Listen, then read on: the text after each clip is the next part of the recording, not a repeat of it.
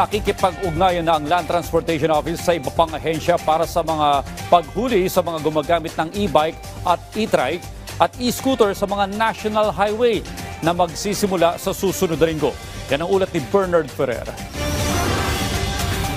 Nakahanda na ang Land Transportation Office o LTO sa panghuhuli sa mga e-bike, e-trike at e-scooter na bumabagtas sa mga national highway simula Lunes, December 1. Bahagi ito ng mas pinaigting na hakbang para sa kaligtasan ng publiko. Kapag nahuli, agad i-impound ng LTO ang mga electric vehicle. Gayunpaman, magsasagawa muna ang ahensya ng 5 araw ng information drive sa mga secondary road bago tuloy ang patupad ang pulisya. At present, e-bikes and e-trikes are not registered with the LTO.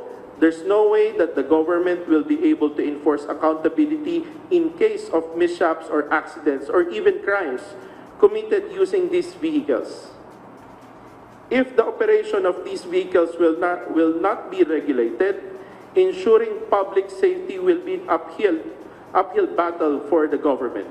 Inihanda na rin ng LTO ang proseso ng pagpaparehistro para sa mga gumagamit ng e-bike, e-trike at e-scooter kabilang ang mga ipapataw na multa sa mga lalabag. Sinagot din ng ahensya ang mga katanungan ukol sa Electric Vehicle Industry Development Act o EVIDA Law.